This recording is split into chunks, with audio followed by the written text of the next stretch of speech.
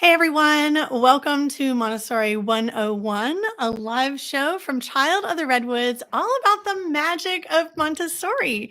We believe that every child deserves a Montessori education. I'm Aubrey Hargis. I'm David Hargis. So whether you're watching us live, watching a replay, or listening to our podcast, we're so happy to have you with us.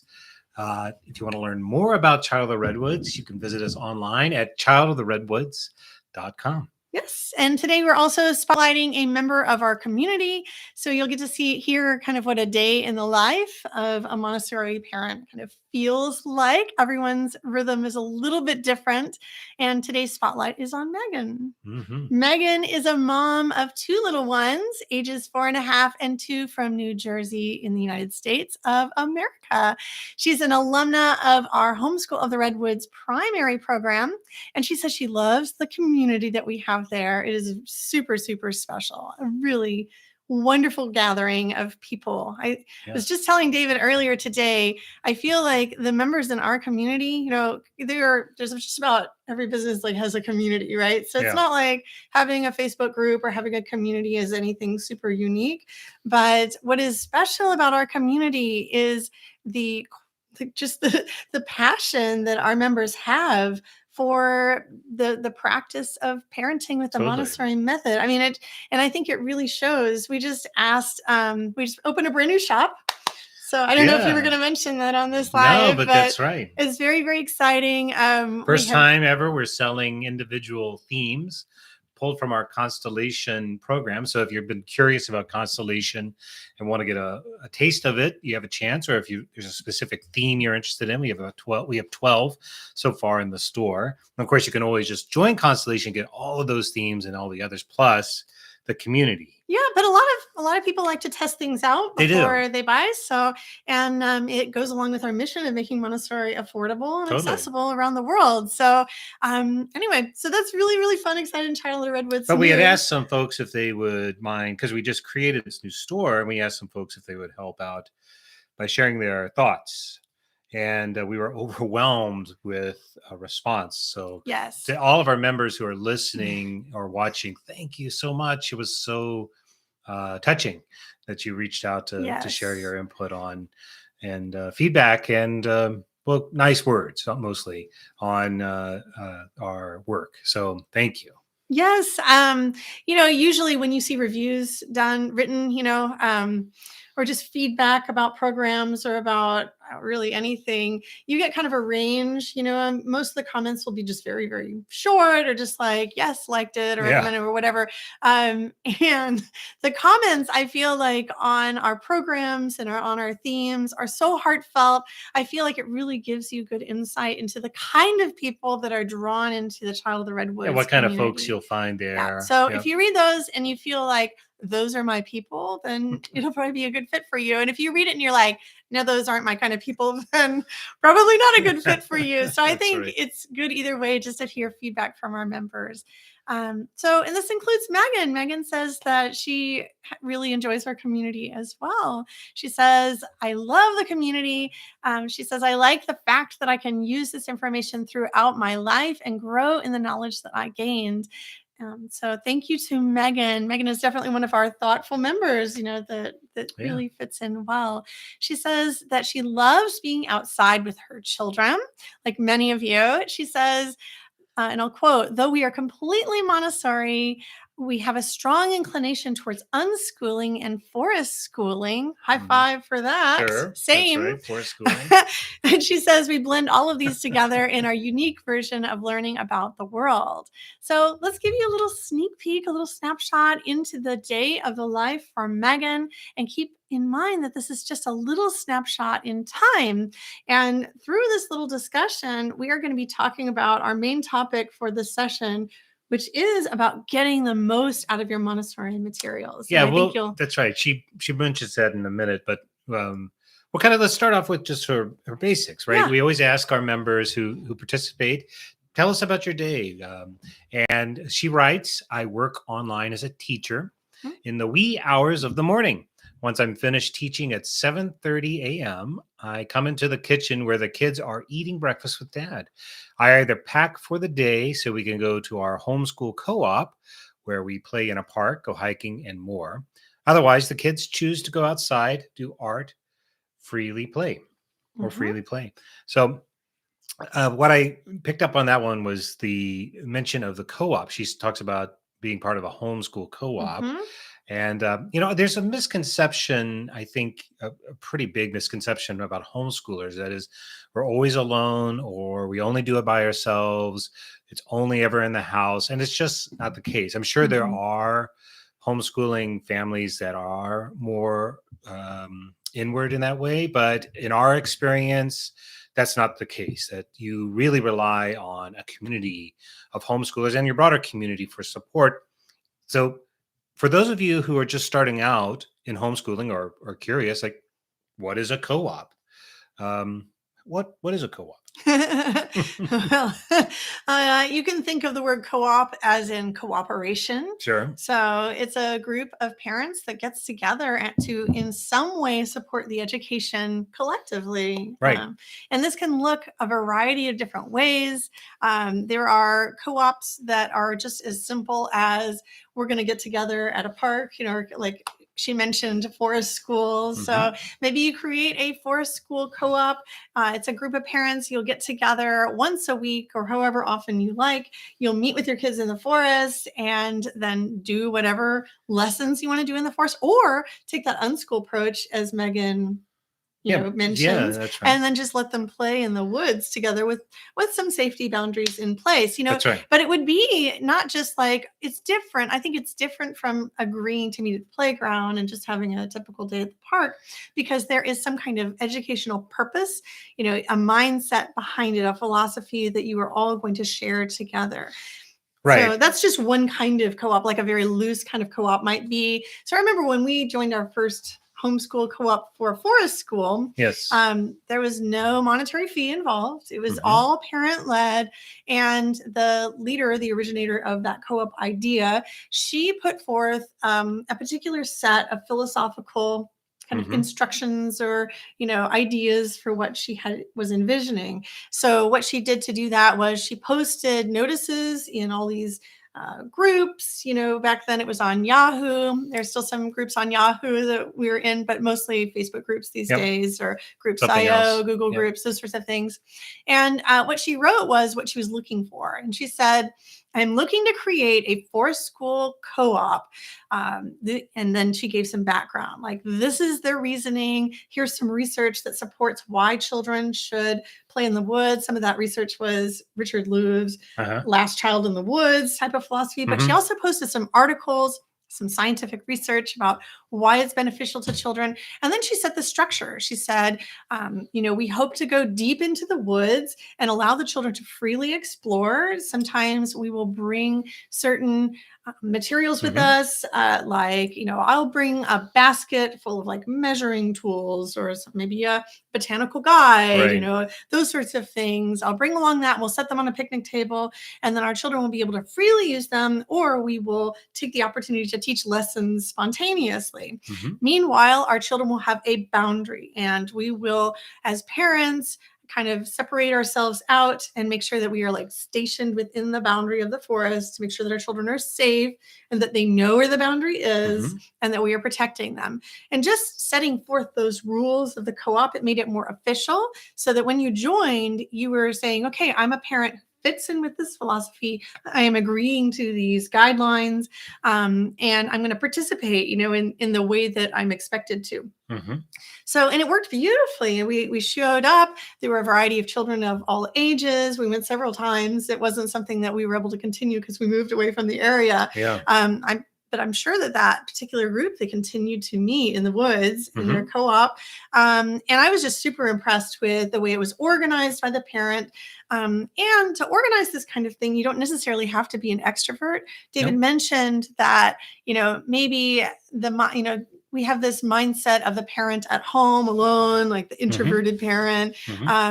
Certainly, I have noticed that extroverts tend to be the ones to find it easier to create co-ops, right? And as an introvert and a very shy person, like, it's not as easy for me. I kind of want like a buddy along with me if I'm gonna.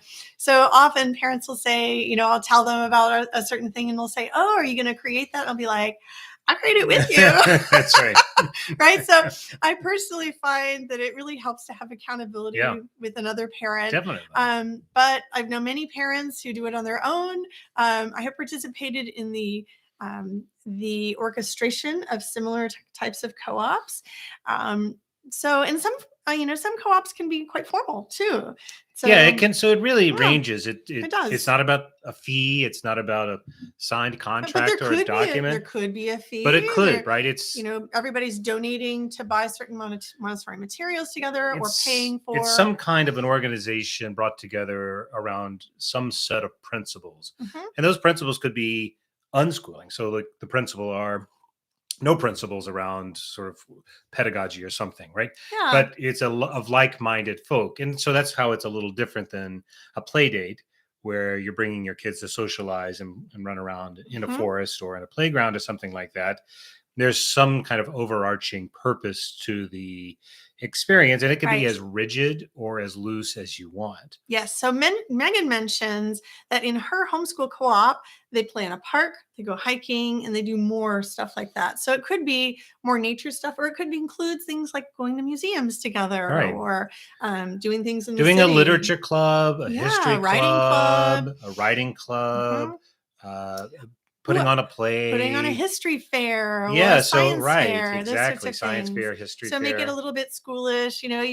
Your focus. I've known people to take on a particular curriculum and then implement it together. And why would you do this? I think that for one, like, learning together is often a beneficial experience for both children and adults. Yeah, we're communal creatures. Yes. We like to be together. But also, and Megan mentions that she is a work-at-home parent too, so her day starts really early. I think that she probably finds some benefit in getting the support of other parents, of not feeling like she has to do this whole homeschooling thing alone. Like, they're going to do it together. There's momentum there. It can feel really good. And if a co-op isn't already in place in your area, you can start one so easily. It can just be very, very loosely structured. Or you can think about what your ideal is and then see if you can solicit some people. It may take some time to get it going, but it's worth it. All right, let's keep going. Yeah, so she writes on, sometimes I may present a material in a new way. Here she's coming back to the structure of her day. So he says, most of the time they can play while I get some work done. After that, we get lunch ready to eat by 11. After that, we have nap for my youngest and resting time for my oldest, where she can play and enjoy some quiet time in her room or nap if she chooses. After resting time and nap time, we spend the afternoon playing, reading, caring for our houseplants or garden. That's fun. And most often cooking. Often I'm also able to get some work done while the kids are playing. Lovely. Yeah. So what struck me in this part was this: I present a material in a new way. And actually that's what we wanted to spend some of the bulk of the time here talking about, because, I think when I think of Montessori, what I think about is like there's a right way to present a lesson and it's very rigid. How on earth could you present a material in a different way? Isn't there just one way to do it? Well, anyone who has taken our primary Homeschool the Redwoods course will tell you, because it's a key technique in what we teach in that particular program, that presenting works to your child, modeling for your child, is crucial. Yeah. It's so, so important that your child sees you interacting with the material. A lot of people come to us and they say, Montessori doesn't work for me. I did what I was supposed to do. I learned about Montessori, bought some materials, I got a shelf, just like I learned how to do. Saw everybody else's beautiful shelf. I set it up. It's so pretty and it has beautiful materials. And my child doesn't want to do anything with it, or they just don't seem very interested in it, or I spent a lot of money, but I'm not really getting out of it what we invested in it. So maybe Montessori just doesn't work for my child. What we say in primary is Montessori does work. If you implement it the right way, it will work. Now, not every single work will entice every single child every single time. No. That is part of the Montessori philosophy, that we give our children choice. But if you regularly take a material off of the shelf, put it on the floor on your table, and then you do something different with it, or you give a new lesson with it with your child. And you just regularly do that with these materials that are just sitting on your shelf, otherwise unplayed with. Your child will most likely, and I'm not going to say 100%, but like most likely your child is going to get a whole lot more out of that material than if you were just to have left it there after the initial lesson.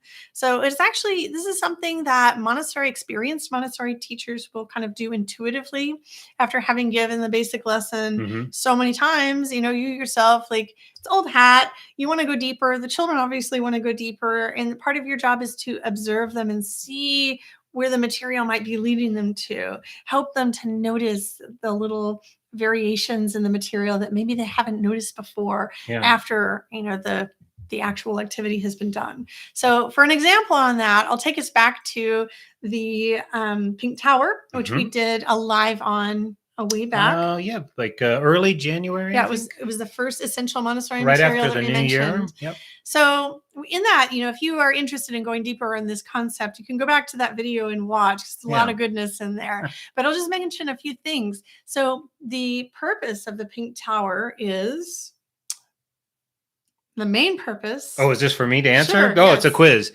I think it's to help. It's the manipulative, right? So it's the sensorial experience of the stacking. Right, but what is the obvious big purpose that the child is supposed to do with the they're going to material? stack from the largest to the smallest. Yes. Okay. So a lot of people will actually stop there. They'll give that lesson to their child with the Pink Tower, and then they'll just put it on the shelf, and they'll say, you know what, the child will just get all the benefit out of it. Once they've mastered it, once they can stack it, or they'll buy the material, their child will take it out of the box and then stack it from largest to smallest, and they'll say, well, this was a waste. I've mastered it. They'll want to check it off on a list. We really try to deter our members from just thinking of our materials as just a basic checklist, because these are supposed to be materials that will call to the child in different ways over time. So, but this doesn't mean that we're not involved in that process. Right. So that's right. Say your child has mastered the Pink Tower and has just done it, the right way, and they've mastered it, and you think that's enough. That's its life. Try putting on a blindfold. All right. So think creatively, maybe set it up in a different room.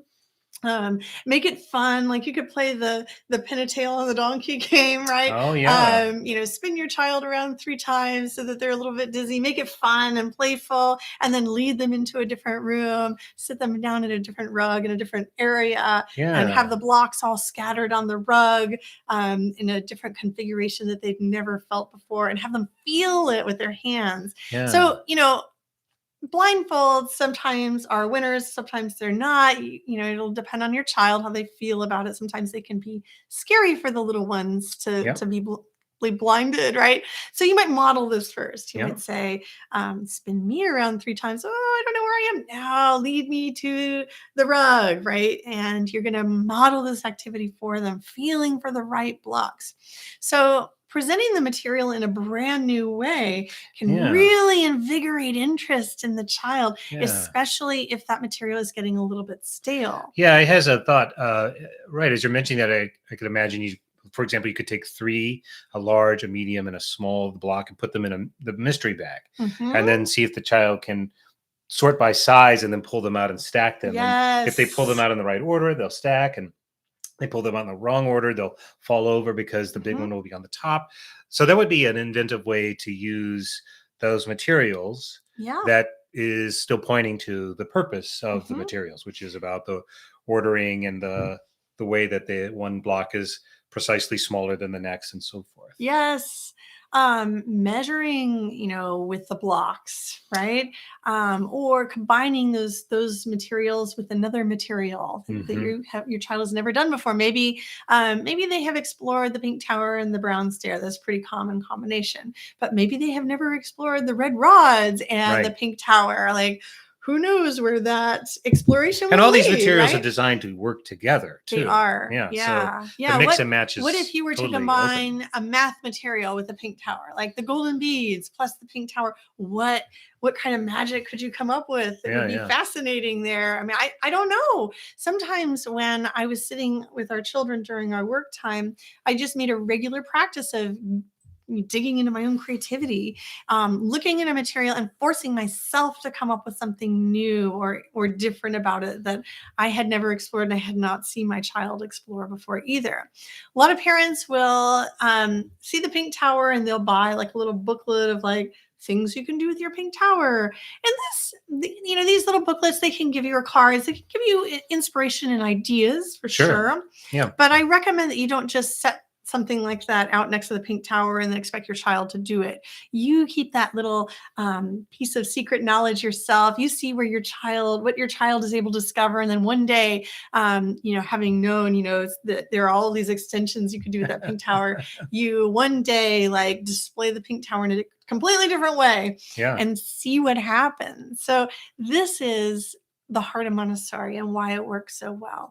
It's that creativity. It's the repetition of using those materials over and over and over.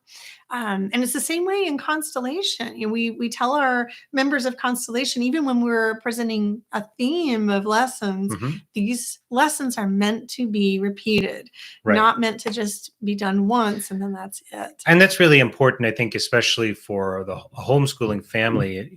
There's an expense. So if you do invest in something like the Pink Tower, getting the most out of your money is actually pretty important. So important. Yeah. So one of the reasons we would consider one of the essentials, like the Pink Tower is an essential, is that it has so many applications. And again, there is, of course, the classic, like a big one goes on the bottom and small one goes on the top, but you can start to play with that material in really creative ways.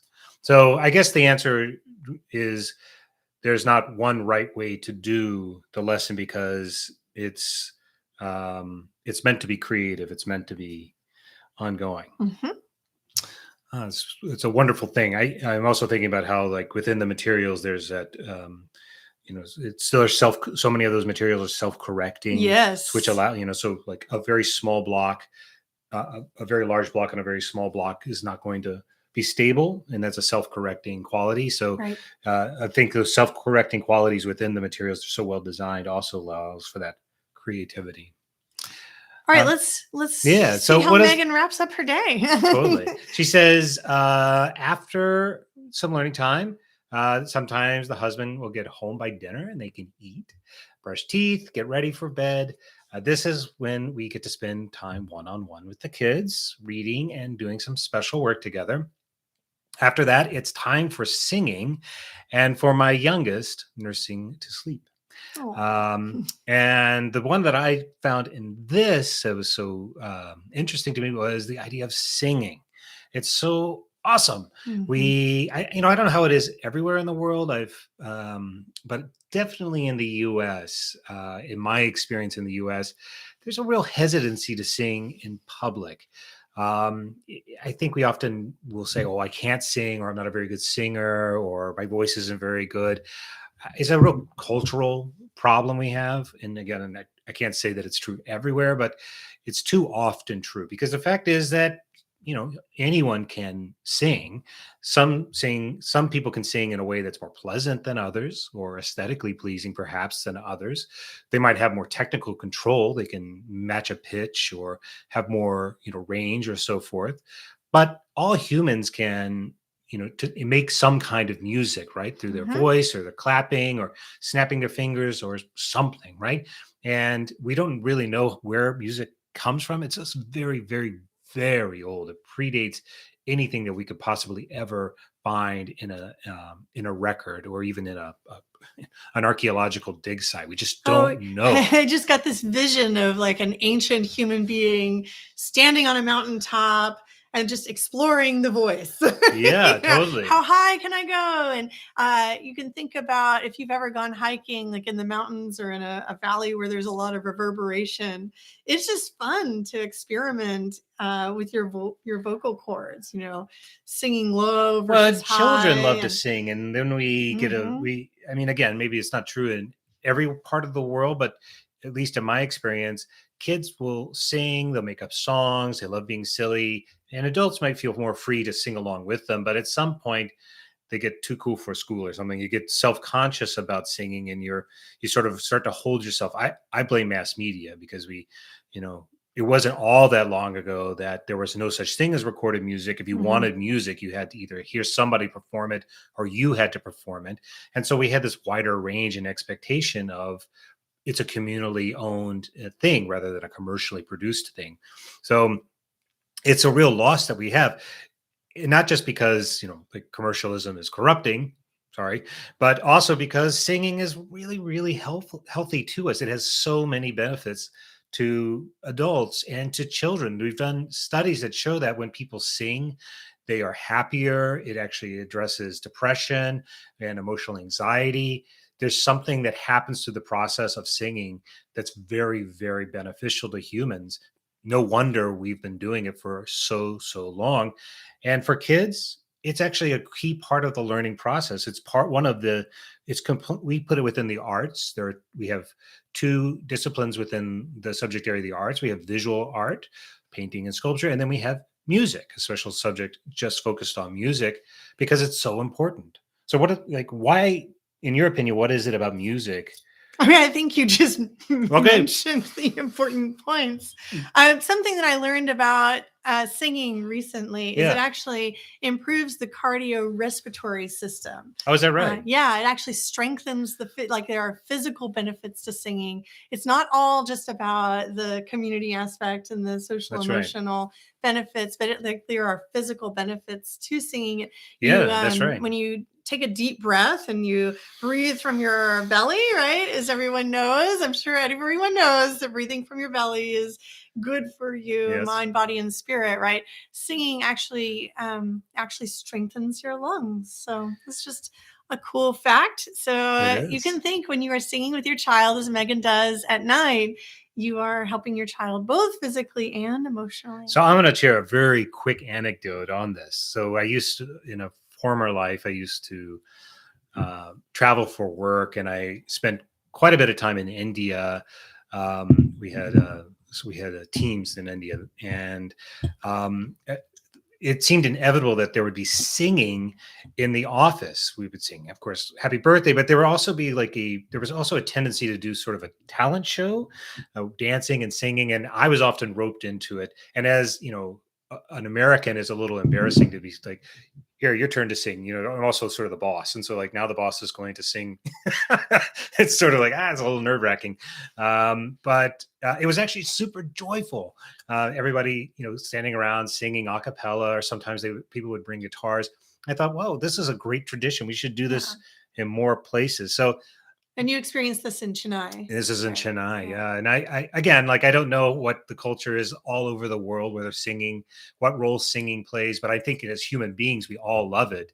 And maybe we should take a lesson from those cultures that are more open to singing in public and celebrating song as a part of your communal life, rather than maybe being so uptight about it. We're going to end on a couple beautiful little points that Megan brings up.